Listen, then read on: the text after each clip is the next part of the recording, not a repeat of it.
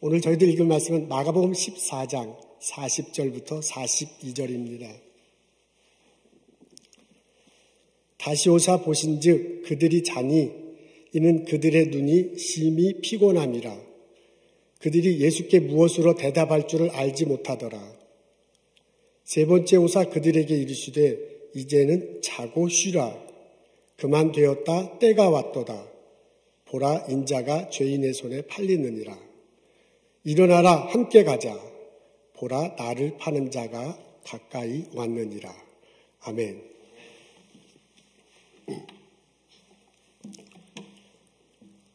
예수님 일행이 예루살렘 성에 들어갔습니다.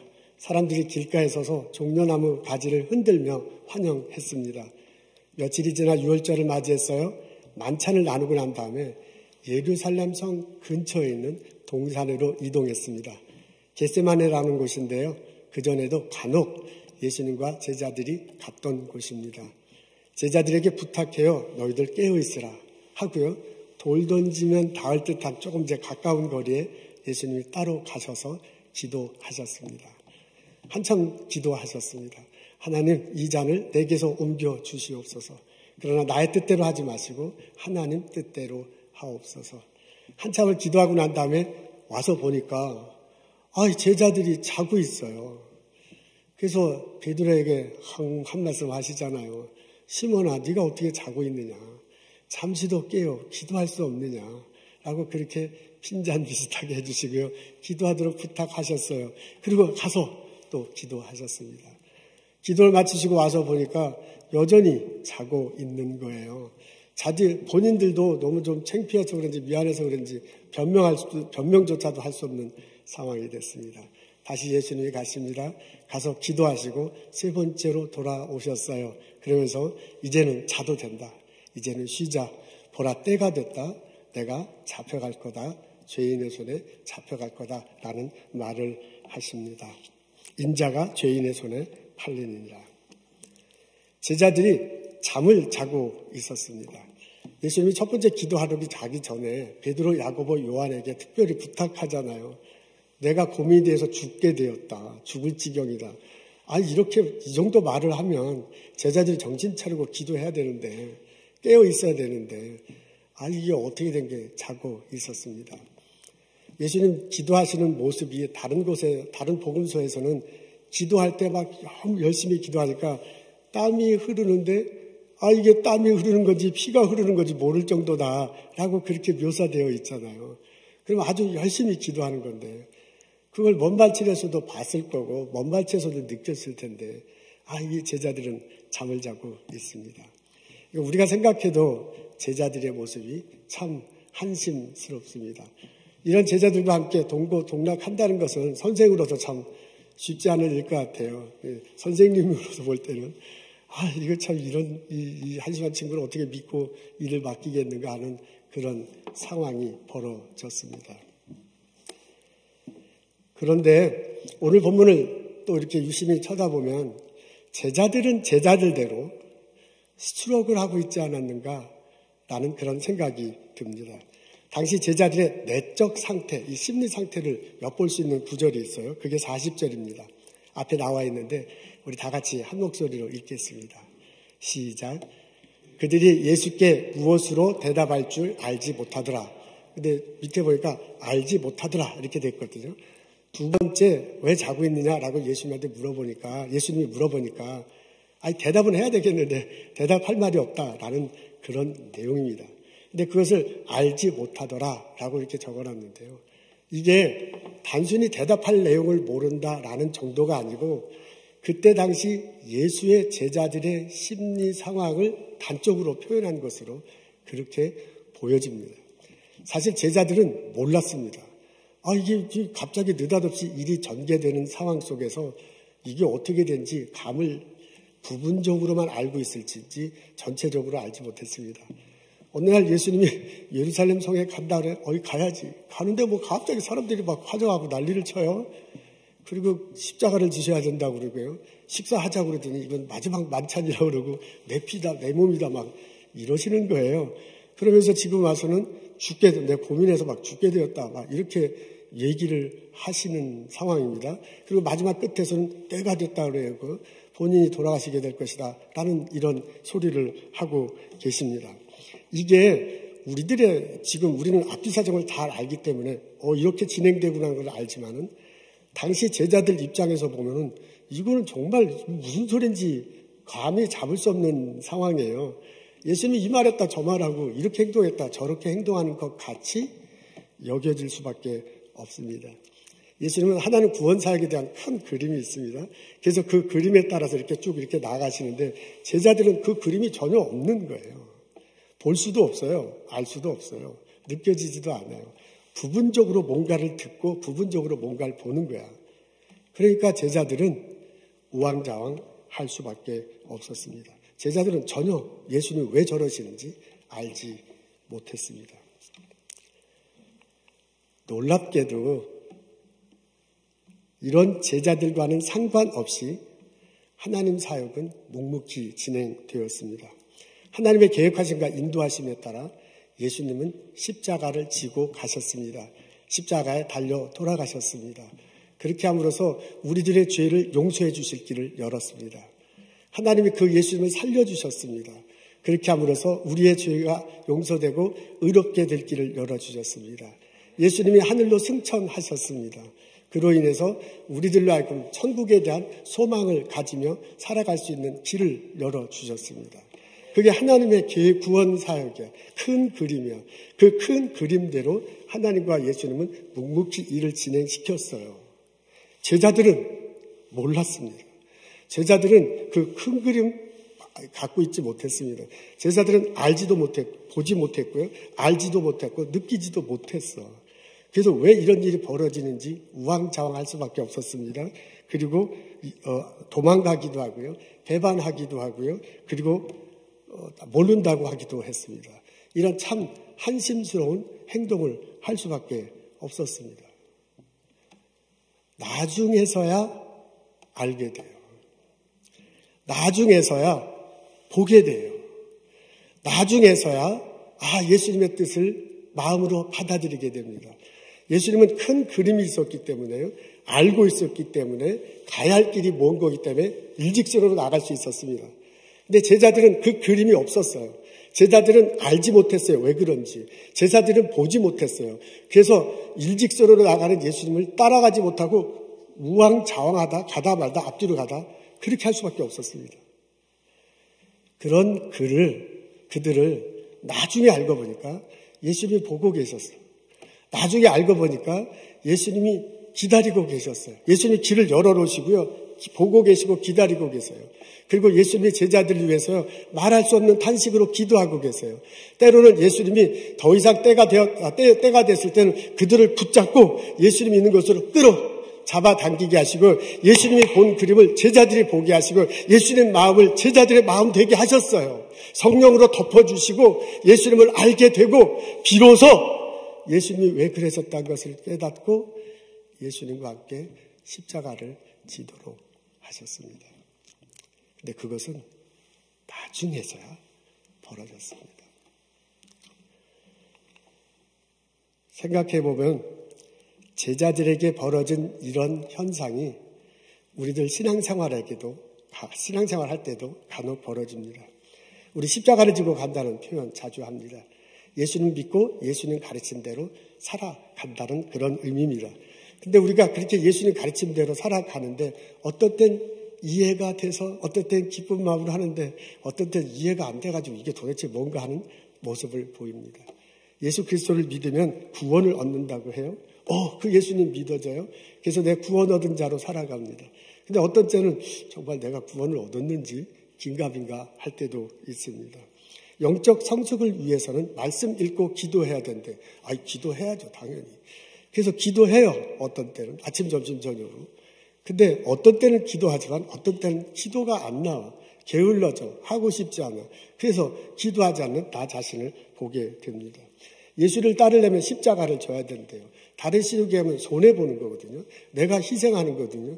그 정도가 아니라 예수를 따르려면 죽어야 되는데 예수님 십자가에 죽었으니 나도 죽어야 된다는데 아니, 내가 손해보는 거는, 그걸 하겠어. 그죠? 아니, 좀 뭐 손해볼 수 있죠. 희생하는 것 정도. 그래도 내가 좀 인격이 깊은 사람이니까 그렇게 할 수 있죠. 근데 내가 죽어야 돼. 그것도 맨날 내가 죽어야 된대. 내가 맨날 희생해야 된대. 그거 사실 쉽지 않습니다. 왜 나만 희생해야 돼요? 왜 나만 십자가를 져야만 합니까? 사실 우리 신앙생활하는 다 자신을 강한 걸 보면 제자들이 어리둥절했거든요. 제자들이 우왕좌왕했거든요. 그런 모습을 내가 신앙생활할 때 그대로 보이고 있습니다.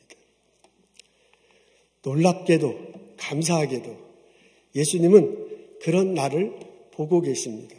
예수님은 우리 앞에 쭉 십자가를 지고 가신 묵묵히 걸어가신 예수님이 우리가 그를 따라가면서 우왕좌왕할 때, 주저할 때 우리를 보고 계셔요. 우리를 기다리고 계세요. 우리를 위해서 말할 수 없는 탄식으로 기도하고 계세요. 그리고 때때는 우리를 붙잡아서 당신이 있는 곳으로 이끌어 주시는 예수님을 모실 수 있습니다. 우리 신앙생활하다 보면 이런 것 체험할 수 있습니다. 바울도 이 모습을 이것을 경험했습니다. 바울이 이제 내가 예수님 만났으니 예수님 말씀대로 살아가지 하는데, 아니 본인은 결심하게 되는데 또 이렇게 잘 안 돼요. 그래서 마음으로는 원이로되 마음으로는 선을 행하고 싶은데 이게 실제로는 악을 행하네요. 이런 나를 보고 오호라 나는 곤고한 자로다. 이거 어떻게 하면 좋겠느냐라고 그렇게 고민하잖아요. 그렇게 고민할 때도, 그러면서 신앙생활할 때도 뭔가 느껴지는 게 있는 거야. 이런 나를 그냥 내버려 두시는 게 아니라 예수님이 보고 계시고요. 예수님이 기다리고 계시고요. 예수님이 때때로 나를 위해서 기도해 주시고요. 예수님이 때때로 나를 붙잡아서 예수님 쪽으로 끌어당기는 것이 느껴져요. 영적으로. 그래서 그러잖아요. 이제 성령께서 로마서 말할 수 없는 탄식으로 나를 위해서 기도한다고 그렇게 고백한 겁니다. 그러면서 뭐라고 그러냐면 내가 잡힌 바 된 그것을 잡으려고 쫓아간다 그런 거예요. 신앙생활은 내가 잡는 것도 있지만 잡힌 것도 있는 거예요. 잡힌 것도 있지만 내가 잡는 것도 있는 거예요. 이런 묘한 영적 다이내믹을 바울이 느끼고 로마서에서 그렇게 기록한 것입니다. 이런 놀라운 일들은 한 것입니다. 우리들도 신앙생활하다 보면 이런 것 경험해요. 나는 신앙생활하다 보면 우리들도 이런 거 경험해요. 그래서 내가 우왕좌왕하고 이렇게 갈팡질팡하고 그럴 때 하나님이 그냥 내버려 두지 않고 나를 지켜보고 계시고, 그리고 나를 위해서 말할 수 없는 탄식으로 기도해 주시고, 그리고 나를 인도해 주신다는 것을 경험할 수 있습니다. 이것을 그때는 잘 몰라요. 그때는 내가 막 우왕좌왕하기 때문에, 그때는 내가 막 왔다 갔다 하기 때문에 어떻게 되는지 모르는데, 나중에 보면 알아. 나중에 보면 하나님이 나를 이끌어 오셨구나. 하나님이 나를 붙잡아 주셨구나. 하나님이 나를 위해서 말할 수 없는 탄식으로 기도해 줬구나 하는 것을 나중에 경험할 수 있습니다. 바울의 고백이 나의 고백이 됩니다. 그러면서 앞으로 펼쳐질 인생에도, 내 신앙생활에도 하나님이 그렇게 해주실 거다라고 고백하면서 앞으로 신앙생활 할 수 있습니다. 이런 경험이, 이런 고백이 우리들 신앙생활에 있기를 주님의 이름으로 축원합니다. 여러분, 제자들의 방황과 예수님의 붙들어준 이런 다이내믹이 우리들 일상생활에도 이루어집니다. 우리는 자주 동행이라는 표현을 씁니다. 예수님이 우리와 함께 살아가신다라는 내용입니다. 그래서 때때로 우리는 예수님이 나와 함께 살아가신다라는 그 기쁨으로 살기도 하지만, 때때로는 정말 예수님이 나와 함께 있는가?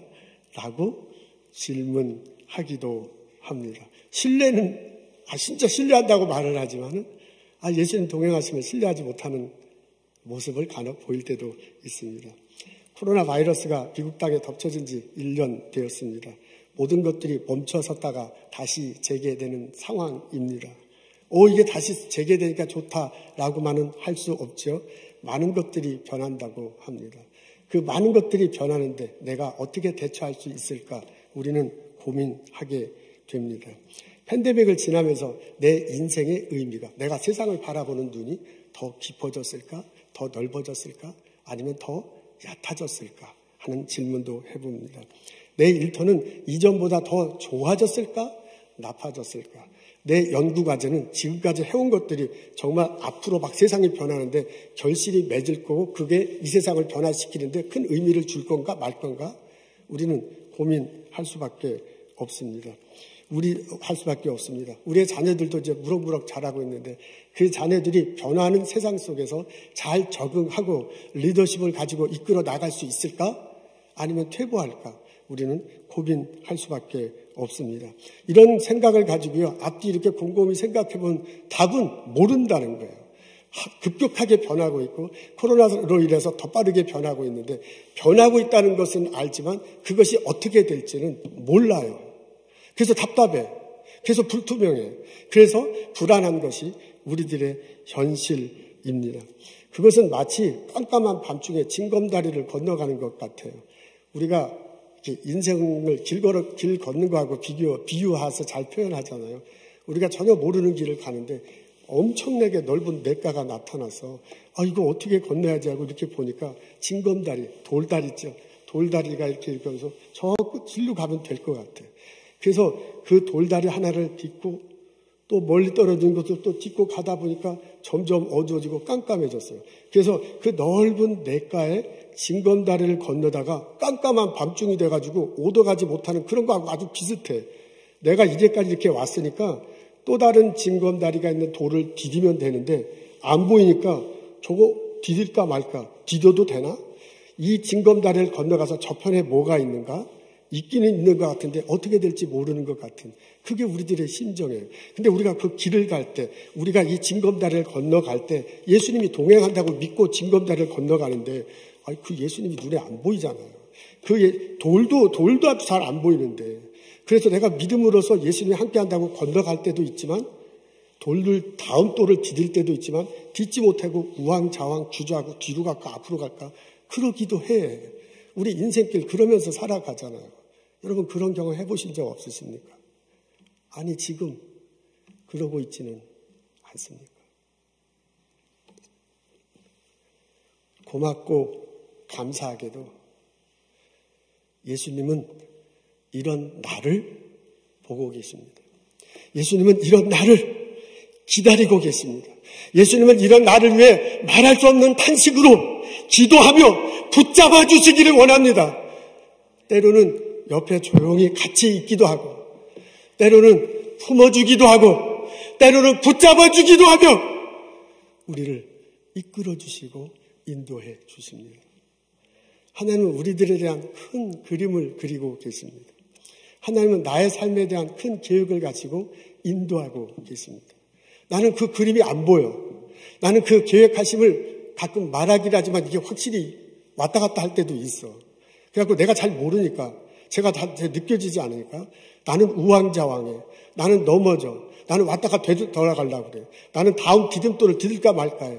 그렇지만은 하나님은 분명히 나를 보고 계시고 나를 기다리고 계시고 나에게 대한 계획을 가진 그분이 나를 붙잡아서 나를 인도해서 앞으로 나가도록 해주시기를 원하고 계십니다. 내가 그 예수님을 붙잡고 나갈 때 하나님이 그 예수님을 통해서 선한 열매를 맺도록 하실 것입니다. 나의 삶은 앞으로 나가고 밝은 세상, 이 세상을 새롭게 만드는 그곳으로 우리를 인도하게 될 줄로 믿습니다. 이런 고백과 이런 깨달음이 우리들 모두에게 있기를 주님의 이름으로 소원합니다. 여러분 복음성가에 보면 이런 것 있잖아요. 은혜 아니면 살아갈 수 없네. 은혜 아니면 살아갈 수 없네. 그 찬송가 복음성가 생각나시잖아요. 그리고 그 뒷부분에 이런 가사가 나옵니다. 크신 계획 다 볼 수도 없고 작은 고난에 지쳐도 크신 계획이 있는데 그걸 내가 볼 수가 없어. 그런데 내가 고난에 지쳐 있어도 주께 묶인 나의 모든 삶, 내 삶이 주님께 묶여 있다. 그리고 그것을 버티고 견디게 하시네. 은혜 아니면 살아갈 수가 없네. 호흡마저도 다 주의 것이니. 그렇게 찬양하잖아요. 내 앞길이 어떻게 될지 잘 몰라. 그렇지만 하나님 크신 계획을 가지고 나에게 인도해 주시는 것을 은혜로 느껴요. 그 은혜 때문에 내가 다음 징검다리를 건너는 거예요. 그 은혜 아니면 내가 살아갈 수 없다는 거예요. 그 라고 그렇게 제자들에게 주신 것도 그 은혜고요. 바울에게 주신 것도 그 은혜고요. 그 은혜가 또한 우리들에게도 있을 줄로 믿습니다. 하나님께 모든 것을 맡기고 하나님 손을 붙잡고 앞으로 나가는 나와 여러분 되시기를 소원합니다. 기도해야 되는데 졸고 있는 나 자신을 봅니다. 우왕좌왕하고 주저하고 넘어지는 나 자신을 하나님이 보고 계십니다. 그럼에도 불구하고 하나님이 기다리고 계십니다. 우리의 형편을 누구보다도 잘 아십니다. 나의 삶에 대한 계획과 인도하심을 갖고 있는 분이 바로 하나님이십니다. 그분에게 모든 것들을 맡기고 하루하루 이 힘든 세상 이겨나가는 나와 여러분 되시길 주님의 이름으로 축원합니다. 주님이 인도하셔서 선한 열매를 맺도록 하실 것입니다. 나의 가정에, 나의 일터에, 나의 교회에, 나의 이웃들에게 그 열매를 나누며 우리가 천국을 느끼며 살아갈 수 있도록 붙들어 주실 것입니다. 하나님께 모든 걸 맡기고 그 은혜를 누리며 살아가는 나와 여러분 되시기를 주님의 이름으로 축원합니다. 아멘. 요셉이 애굽 총리가 됩니다. 대기근이 찾아왔을 때 그 나라 업무를 잘 수행하잖아요. 그리고 모든 백성들을 먹고 살 수 있게 합니다. 그때 형들이 찾아와요. 형들에게 기근이 계속될 것이니까 애굽으로 오라고 해요. 그래서 애굽에 다 같이 와서 식구들이 살게 됐습니다. 그때 형들에게 요셉이 이렇게 얘기합니다. 하나님이 생명을 구원하시려고 나를 당신들보다 먼저 보내셨습니다. 라고 그렇게 얘기를 하고 요셉의 식구들을 다 초청합니다. 근데 이것은 요셉 이야기의 후반부에 있는 거예요. 후반부도 그냥 중반에 넘어가서 나온 게 아니라 완전 후반부 끝에 나와요. 근데 요셉 이야기의 전반부에는요, 이런 이야기 전혀 나오지 않습니다. 그런 일이 있을 거라고는 전혀 상상할 수 없는 일이 요셉 삶의 전반부와 중반부에 펼쳐집니다. 요셉은 몰랐습니다. 그가 어렸을 때 꿈을 꾼 것이 있으니까 무언가 하나님께서 나를 들어서 쓰시겠다라는 생각은 있었지만은 구체적으로 어떻게 일이 진행될지 전혀 알지 못했습니다. 요셉이 애굽에 팔려갈 때 알고 몰랐습니다. 모함을 받을 때도 자기 인생이 어떻게 결정될지 전혀 알지 못했습니다.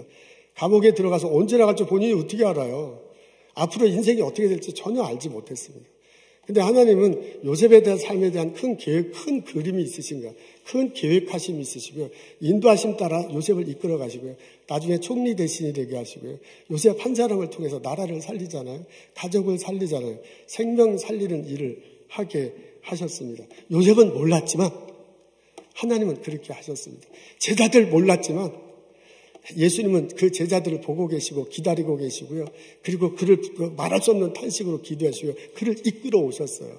우리 하나님은 그런 분이십니다. 우리 예수님은 그런 분이십니다.